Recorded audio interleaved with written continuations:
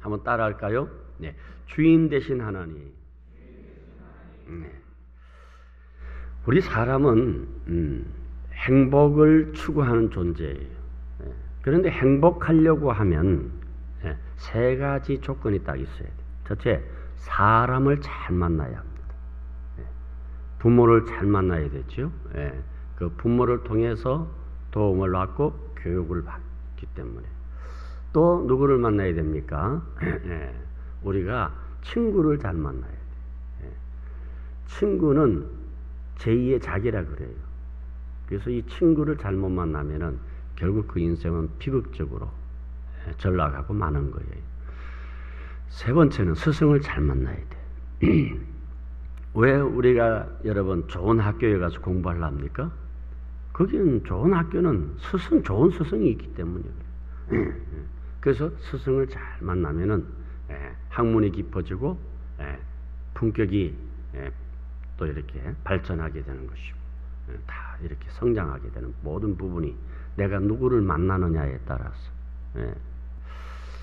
여자는 남자를 잘 만나야 돼요. 남자는 또 여자를 잘 만나야 돼요. 근데 특별히 여자를 잘 만나야 되는데 남자들이 세 여자를 잘 만나야 돼요. 첫째는 어머니를 잘 만나야 돼요. 신앙이 있고 믿음이 있고 눈물이 있는 어머니를 만나면 정말 반드시 성공합니다. 그 다음에 아내를 잘 만나야 돼요. 요즘 골 때리는 여자들 많아요. 무서워서 남편이 말 한마디 제대로 못해요. 요즘 그런 세상이. 그러니까 그래서 신앙이 있는 여자를 만나야 돼요. 하나님이 짝지어 주셨다. 이것이 이렇게 마음에 각인이 되어져야 뭐 속상해도 그래 주님 앞에 나와서 기도하고 참고 인내하는데 싫으면 그냥 또 뭐 다른 생각 해버리니까 신앙이 없으면 그 신앙이 없으면 그렇게 될 것 같아요. 나빠서 그런 게 아니라 그렇게 되는 거예요. 그래서 아내를 잘 만나야 돼요. 세 번째는 차 안에 있는 여자를 잘 만나야 돼요. 차에 보면은 그 내비게이션 거기 보면 그 속에 여자가 있어. 그 말을 잘 들어야 여러분들이 지름길로 갈 수가 있고 절대 시간 낭비하지 않고 바르게 갈 수가 있는 거예요. 역사학자 아놀드 토인비가 세계 역사 속에 나타난 제국이 거의 망했다는 거예요. 그 거대한 제국. 여러분 로마 제국 같은 여러분 제국은요 망할 수가 없는 제국이에요. 왜? 그들의 문화, 그들의 군사력, 그들의 지식, 전 세계가 따라갈 수 없어요. 최첨단이에요. 그런데 망했어요. 바벨론 제국 같은 망했어요. 근데 놀라운 것은요, 아놀드 토인비가 왜 이러한 거대한 제국들이 역사 속에 사라졌는가 보니까 종교가 없다는 거예요. 무신론이라는 거예요. 무신론과 물질주의가 제국을 망하게 했다는 거예요. 다시 말씀드리면 인간 중심의 국가는 망하더라는 거예요. 여러분 인간 중심의 국가는요 제국이라도 망하고 인간 중심의 개인은 아무리 뛰어나도 망하고 인간 중심의 가정은 여러분들이 금방석에서 여러분 궁궐 같은 집에 살아도 망하고요. 인간 중심이 되면 안 돼요. 누구 중심? 하나님 중심이 돼야 나라도 살고 가정도 살고 개인도 사는 거예요. 이게 얼마나 중요한지 몰라요. 할렐루야. 하나님 중심 믿습니까? 그래서 자, 가만히 보세요. 세계 역사를 구분하는 기준이 뭡니까? BC, AD. 그런데 이상해요. 왜 영어를 쓰면은 그러면 역사의 기준을 설정하는 연도를 측정할 때에 차라리 영어를 쓰면 영어를 쓰든지, 왜 영어 쓰고 라틴어를 씁니까? AD는 여러분 라틴어예요. 왜 그랬을까요? 자, BC는 뭡니까? Before Christ, 예수 전, 이 말이거든요. 예수 전. 예. 그러면 BC 하면 AC를 해야지. After Christ, 예. 예수 후 이래야 되는데, 예? 영어를 안 쓰고 Anno Domini라고 돼. Anno Domini라고 돼. 그 Anno라고 하는 말은 뭔가? year, 해, 연, 이 말이거든요. 예. 예. 도미니, 이 말은 주님의, 주님임. 그래서 예. AD라고 하는 말은 주님의 해, 이 말이다. 역사는 누구 것이다? 주님의 것이다. 아멘? 그러면 여러분, 세계 역사는 누가 다스린다? 주님이 다스리지. 대한민국의 역사는 누가 다스린다? 주님이 다스리지. 나의 역사는 누가 다스린다? 이 교회 역사는 누가 다스린다? 주님이 다스리는 거예요. 네. 그래서 이 AD라는 것이 대단히 여러분 중요한 거예요.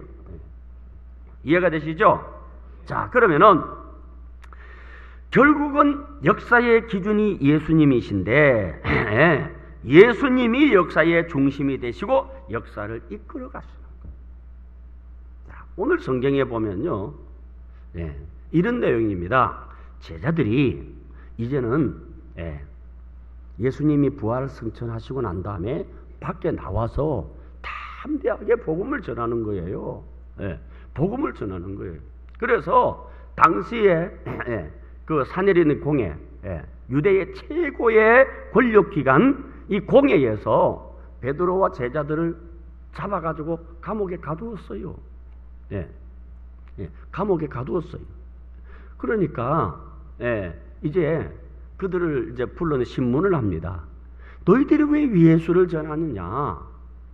그러니까 들어보세요. 들어보세요. 당신들은 예수님을 죽였지만은 하나님께서 예수님을 살리셨다. 우리가 그 증인이다. 죽었다가 살아난 예수님을 본 증인이다. 그 다음에 우리뿐만 증인이 아니라 우리와 함께 하시는 성령님이 그 증인이다. 그러므로 우리는 본 것을 증거하는 것입니다. 그렇게 이 얘기를 합니다. 그렇게 이 얘기를 하고 감옥에 가두었죠. 그런데 아침에 눈 떠보니까 감옥이 비어 있어. 주의 사자가, 천사가 내려와서 그 옥문을 열고 제자들 다 나가게 한 거예요. 옥문이 홀렁 비어 있어. 이거 웬일이야? 그런데 이 얘기 들어보니까 예루살렘 거리에 제자들이, 그 감옥에 있던 제자들이 밖에 나가가지고 지금도 마을 사람들이 복음 전하고 있더라는 거예요. 그래서 이제 이렇게 불러드립니다. 불러들어서 복음을 전하지 말라고 하니까 우리는 그렇게 안 전할 수가 없다고 담대하게 전하는 거예요. 여러분 생각해 보세요. 서슬이 시푸른 권력 앞에서 그 제자들이요, 부활을 목격하지 않았다면 예수님은 그렇게 목숨 걸고 전하겠어요? 감옥에 들어갔다가 나왔는데 그러면 도망 안 가고 그 옆에서 또 복음 전하다가 또 잡혔다니까. 왜? 목격했기 때문에. 그래서 여러분들 이 예수님이 이 부활하신 주님이라는 이 증거가 내 속에 있어야 돼. 근데 여기 오늘 성경에 보면요, 성령님이 증인이시다 그랬어요.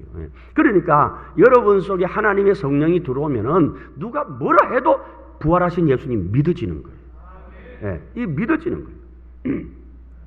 자, 그래서 이 대제사장들이 죽이려고 했어요. 왜? 말을 안 들으니까.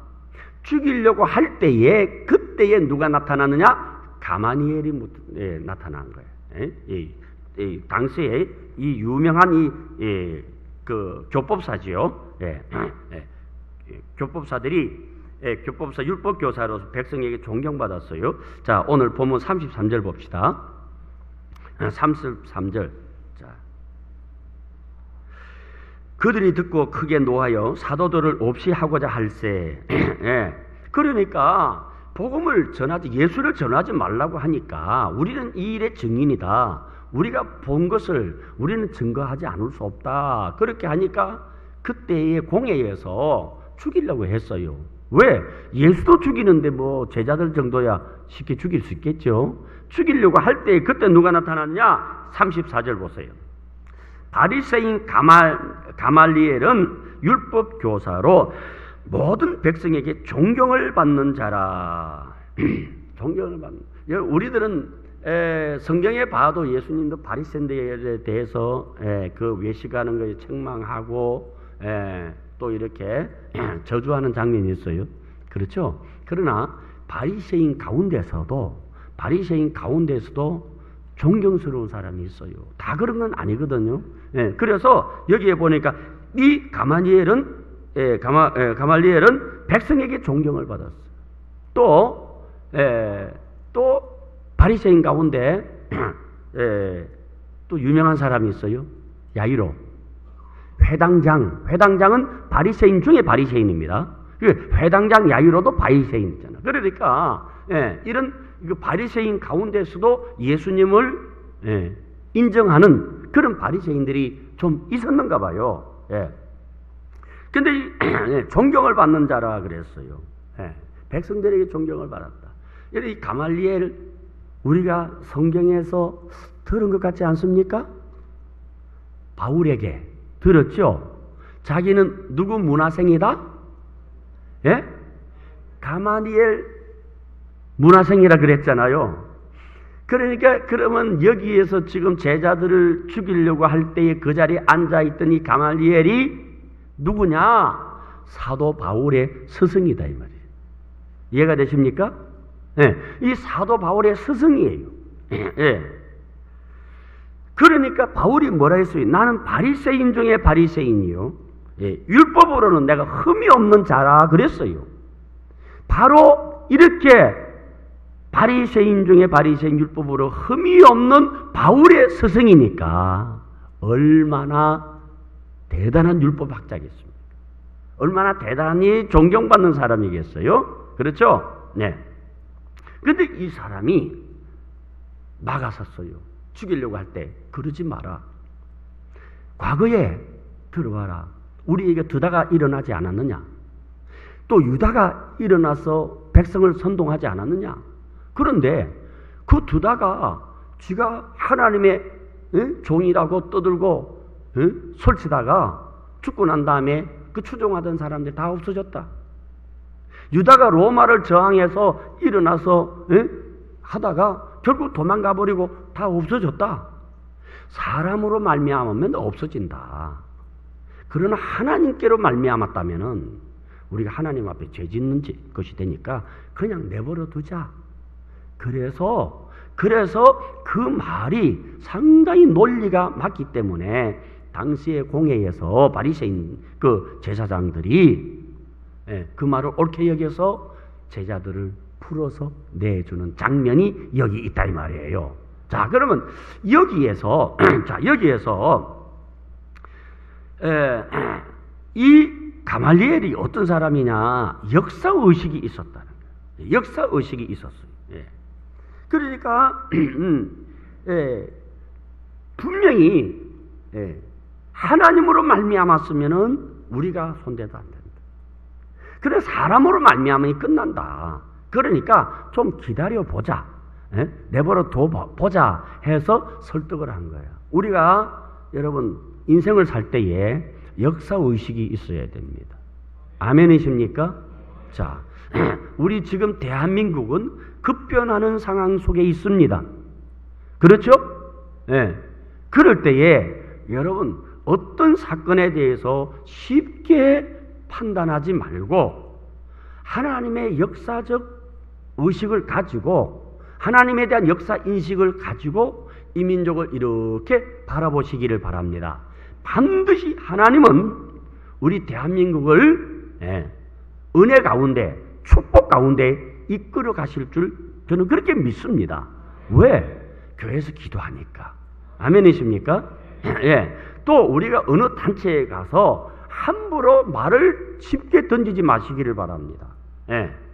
예. 말을 던지지 말고 한번 기다려보자는 거예요. 두 번째는 뭔가 대단히 인격자예요. 왜 그러냐? 34절에 보니까요. 34절에 보니까 잠깐 제자들을 밖에 나가게 했어요. 예? 지금 여러분 이 제자들은 어떤 상황이에요? 죄수들이에요. 그럼 죄수들 옆에 두고 언론해도 돼요. 근데 지금 이 자리에서 이 공회에서 지금 뭐 하고 있습니까? 제자들 죽이자는 거 아닙니까? 옆에 세워놓고 죽입시다 살립시다 하면은 여러분 어떻게 했어요 마음이? 그러니까 가마니엘이 그 죄수들을 잠깐 밖에 좀 나가서 있도록 하고 그래서 언론하고 설득한 거예요. 이게 뭡니까? 참 인격자예요. 예? 배려하는 마음이 있다. 여러분 우리가 인생을 살면서 절대로 여러분 상처 입는 말 입 가졌다고 여러분 내가 마음대로 하는 게 아니에요. 내가 이 말을 했을 때 상대방이 어떻게 여길까 배려하는 마음을 꼭 가지시기를 바랍니다. 부부간에 살면서 같이 살면은 여러분 부인을 그냥 종처럼 그냥 쉽게 말을 던지면 안 되는 거예요. 인격자로서. 또 자녀들 앞에서도 마찬가지예요. 그리고 여러분 가정에서도 특별히 여러분 조심해야 됩니다. 교회 이 얘기 조심해야 돼요. 예? 여러분 부부간에 싸우다가 애들 들어오면 어떡합니까? 예? 애들 들어오면 자 우리 좀 나가자고. 그리고 나가서 싸우잖아요. 왜? 그 아이들에게 영향을 안 주려고. 그렇지 않습니까? 예. 그런데 여러분 그렇게 싸우는 부분에 대해서 아이들을 피해서 하는 것은 자녀들 배려하는 거예요. 그런데 가정에서 여러분 목사님에 대해서 안 좋은 이야기를 한다든지 장모님에 대해서 안 좋은 이야기를 한다든지 교회에 대해서 지금 한국교회 여론이 이래 하면서 자녀들 보는 앞에서 하면은 그거는 전도 가로막는 거예요. 배려가 있기를 바랍니다. 예, 항상 어디든 배려가 있어야 돼. 예. 그 다음에 이제 마지막으로 대단히 영적인 사람이에요. 38절에 이제 내가 너희에게 말하노니 이 사람들을 상관하지 말고 버려두라. 이 사상과 이 소행이 사람으로부터 났으면 무너질 것이요. 예. 자, 드다와 유다의 사건은 인간적인 소행이기 때문에 망하지 않았느냐? 그렇지만은 만약에 이것이 하나님의 뜻이라면 39절 보세요. 만일 하나님께로부터 났으면 너희가 그들을 무너뜨릴 수 없겠고 도리어 하나님을 대적하는 자가 될까 하노라 하니. 아시겠습니까? 하나님께로부터 났으면은 무너뜨릴 수 없어요. 예. 그러니까 우리가 역사적 사건을 통해서 기다려보자라는 거예요. 예. 주관적인 어떤 판단을 내리기 전에 영적인 판단이 우선되기를 바랍니다. 예. 어떤 사건이든지 영적으로 한번 내 생각이 있잖아요. 내 생각으로 결정하기 전에 영적으로 이것이 하나님 편에서 어떤 것일까 하고 생각해 보는 게 대단히 중요합니다. 왜냐하면 인간의 생각, 여러분 사람은 자기 생각이 자기잖아요. 예, 그래서 참 그 생각을 대단히 귀하게 여기는데 아무것도 아니에요. 여러분 곤충 하나도 못 만들어요. 하나님은 우주의 창조자예요. 믿습니까? 예. 그러니까 여러분 우리 예수 믿는 사람은 항상 이 생각을 해야 됩니다. 잘 들으세요. 모든 사건에는 하나님의 섭리가 있다. 예, 반드시 이거 기억해야 됩니다. 하나님이 세워주지 아니하면 망합니다. 그냥 내버려 두라니까. 시편 127편 1절 여호와께서 집을 세우지 아니하시면 세우는 자의 수고가 헛되며 여호와께서 성을 지키지 아니하시면 파수꾼의 깨어있음이 헛되도다. 하나님이 집을 세우고 하나님이 성을 지켜주셔야 돼. 하나님이 이 민족을 지켜주셔야지. 60만 국군이 지켜주는 거 아니에요. 네?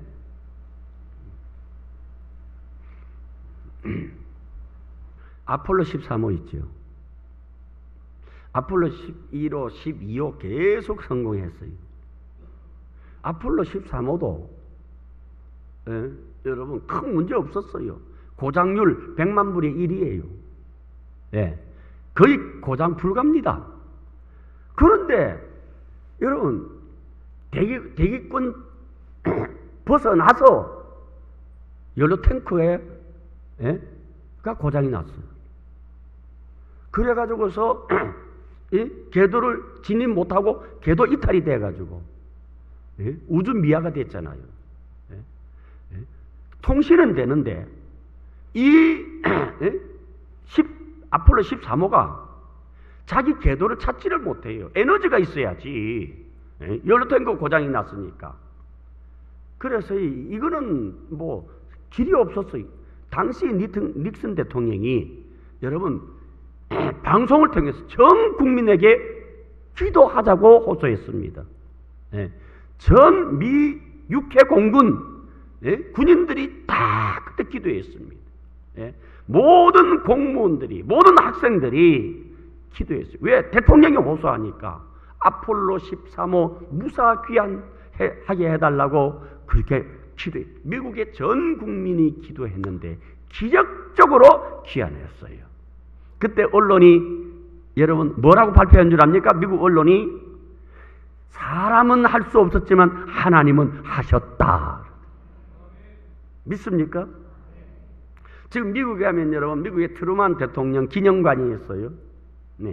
거기 가보신 분은요, 트루만 대통령의 가장 마음에 감격적인 사건을 인천 상륙작전으로 거기 나와 있어요. 거기 나와 있습니다. 인천 상륙작전을 하겠다고 하는 연락을 받았을 때 트루만 대통령이 하나님 앞에 8시간 기도하고 명령을 내렸다는 거예요. 이게 놀라지도 않네. 이건 놀랄 사건이. 왜냐하면은 여러분 인천의 바다는 조수 간만의 차가 심해서 여러분 성공률 5,000분의 1입니다. 절대 불가능한 사건이에요. 그래서 대통령이 결정을 못한 거예요. 8시간을 결정하고 명령을 내려서 인천 상륙작전이 완성이 된 거예요. 근데 놀라운 것은 중국이 미리 알았어요. 당시에 여러분 모택동이 미리 알았어요. 그래서 김일성에게 보냅니다. 지금 미군, 미 육군이 인천으로 상륙작전한다 하고 김일성에게 보냈어요. 보냈는데 김일성이가 꿈 같은 소리 하고 있는. 절대 불가야. 우리를 꿰는 거야. 우리 인민군을 꿰는 거야. 절대로 인주상륙 못한다. 안 믿었어요. 그래서 성공한 거예요. 놀랍지 않습니까? 놀랍지 않습니까? 좀 놀래주세요. 이건 놀라운 일이에요. 여러분 정보를 주었다니까. 준 정보를 안 믿었어요. 아폴로 13호 끝난 거예요. 하나님이 하셨어. 우리 인생의 주인은 누구시다? 하나님이시다.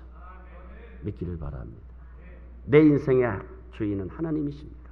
오늘도 하나님 앞에 머리 숙입니다. 위대하신 하나님, 전능하신 하나님 찬양합니다. 할렐루야.